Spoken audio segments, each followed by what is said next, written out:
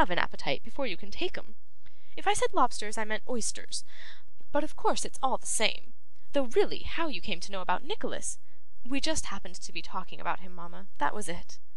'You never seem to be talking about anything else, Kate, and upon my word I am quite surprised at your being so very thoughtless. You can find subjects enough to talk about sometimes, and when you know how important it is to keep up Miss Bray's spirits, and interest her, and all that, it really is quite extraordinary to me what can induce you to keep on prose, din, din, din, everlastingly upon the same theme. You are a very kind nurse, Kate, and a very good one, and I know you mean very well, but I will say this, that if it wasn't for me, I really don't know what would become of Miss Bray's spirits, and so I tell the doctor every day.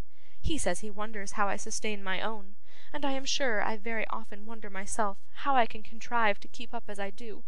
Of course it's an exertion, but still, when I know how much depends upon me in this house, I am obliged to make it. There's nothing praiseworthy in that, but it's necessary, and I do it.'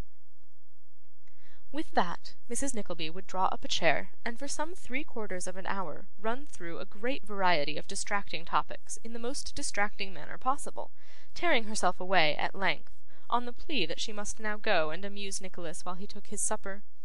After a preliminary raising of his spirits with the information that she considered the patient decidedly worse, she would further cheer him up by relating how dull, listless, and low-spirited Miss Bray was, because Kate foolishly talked about nothing else but him and family matters. When she had made Nicholas thoroughly comfortable with these and other inspiriting remarks, she would discourse at length on the arduous duties she had performed that day, and sometimes be moved to tears in wondering how, if anything were to happen to herself, the family would ever get on without her. At other times, when Nicholas came home at night, he would be accompanied by Mr. Frank Cheeryble, who was commissioned by the brothers to inquire how Madeline was that evening. On such occasions, and they were of very frequent occurrence, Mrs. Nickleby deemed it of particular importance that she should have her wits about her, for, from certain signs and tokens which had attracted her attention, she shrewdly suspected that Mr. Frank, interested as his uncles were in Madeline, came quite as much to see Kate as to inquire after her, the more especially as the brothers were in constant communication with the medical man, came backwards and forwards very frequently themselves, and received a full report from Nicholas every morning. These were proud times for Mrs. Nickleby. Never was anybody half so discreet and sage as she, or half so mysterious withal, and never were there such cunning generalship, and such unfathomable designs, as she brought to bear upon Mr. Frank, with the view of ascertaining whether her suspicions were well founded, and if so, of tantalising him into taking her into his confidence, and throwing himself upon her merciful consideration. Extensive was the artillery, heavy and light, which Mrs. Nickleby brought into play for the furtherance of these great schemes. Various and opposite the means which she employed to bring about the end she had in view. At one time, she was all cordiality and ease; at another, all stiffness and frigidity.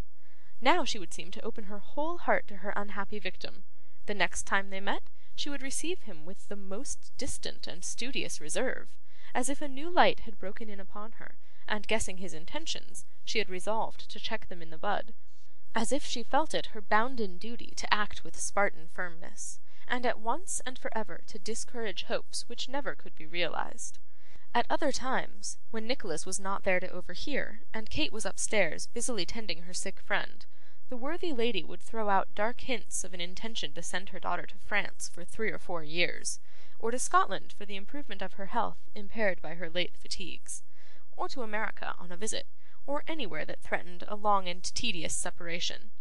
Nay, she even went so far as to hint, obscurely, at an attachment entertained for her daughter by the son of an old neighbour of theirs, one Horatio Peltirogus, a young gentleman who might have been, at the time, 4 years old, or thereabouts, and to represent it, indeed, as almost a settled thing between the families, only waiting for her daughter's final decision, to come off with the sanction of the church, and to the unspeakable happiness and content of all parties. It was in the full pride and glory of having sprung this last mine one night with extraordinary success, that Mrs. Nickleby took the opportunity of being left alone with her son before retiring to rest, to sound him on the subject which so occupied her thoughts, not doubting that they could have but one opinion respecting it, To this end, she approached the question with divers laudatory and appropriate marks touching the general amiability of Mr. Frank Cheeryble. 'You are quite right, mother,' said Nicholas, 'quite right. He is a fine fellow.' 'Good looking too,' said Mrs. Nickleby. 'Decidedly good looking,' answered Nicholas. 'What may you call his nose, now, my dear?' pursued Mrs. Nickleby, wishing to interest Nicholas in the subject to the utmost. 'Call it?' repeated Nicholas. 'Ah!' returned his mother, 'what style of nose? What order of architecture, if one may say so? I am not very learned in noses. Do you call it a Roman or a Grecian?' 'Upon my word, mother,' said Nicholas, laughing, 'as well as I remember, I should call it a kind of composite or mixed nose. But I have no very strong recollection on the subject. If it will afford you any gratification, I'll observe it more closely and let you know.' 'I wish you would, my dear,' said Mrs. Nickleby, with an earnest look. 'Very well,' returned Nicholas, 'I will.' Nicholas returned to the perusal of the book he had been reading, when the dialogue had gone thus far. Mrs. Nickleby, after stopping a little for consideration, resumed. 'He is very much attached to you, Nicholas, my dear?' Nicholas laughingly said, as he closed his book, that he was glad to hear it, and observed that his mother seemed deep in their new friend's confidence already. 'Humph!' said Mrs. Nickleby, 'I don't know about that, my dear, but I think it is very necessary that somebody should be in his confidence. Highly necessary.' Elated by a look of curiosity from her son, and the consciousness of possessing a great secret all to herself, Mrs. Nickleby went on with great animation. 'I am sure, my dear Nicholas, how you can have failed to notice it, is, to me, quite extraordinary, though I don't know why I should say that either, because of course, as far as it goes, and to a certain extent, there is a great deal in this sort of thing, especially in this early stage, which, however clear it may be to females, can scarcely be expected to be so evident to men. I don't say that I have any particular penetration in such matters. I may have; those about me should know best about that, and perhaps do know. Upon that point I shall express no opinion. It wouldn't become me to do so. It's quite out of the question, quite.' Nicholas snuffed the candles, put his hands in his pockets, and leaning back in his chair, assumed a look of patient suffering and melancholy resignation.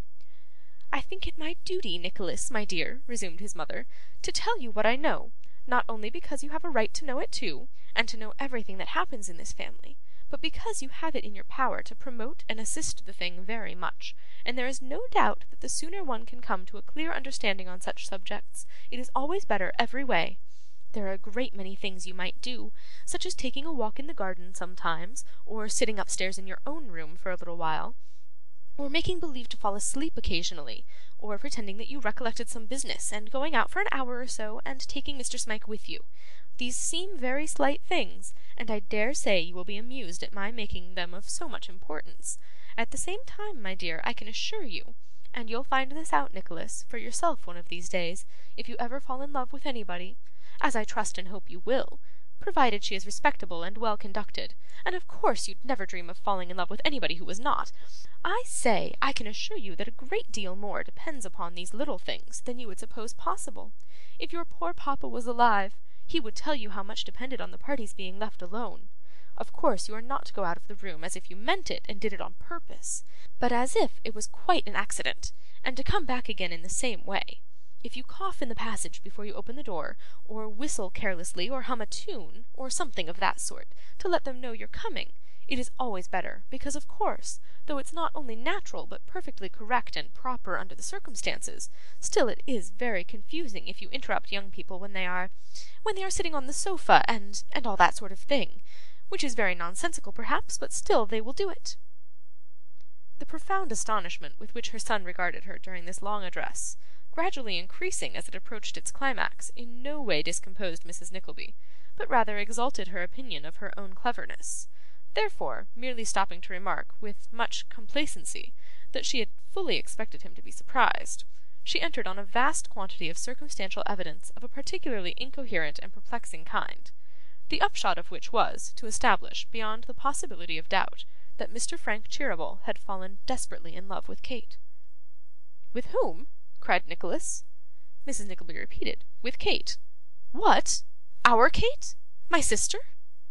'Lord, Nicholas,' returned Mrs. Nickleby, 'whose Kate should it be, if not ours? Or what should I care about it, or take any interest in it, for, if it was anybody but your sister?' 'Dear mother,' said Nicholas, 'surely it can't be. 'Very good, my dear,' replied Mrs. Nickleby, with great confidence. 'Wait and see.' Nicholas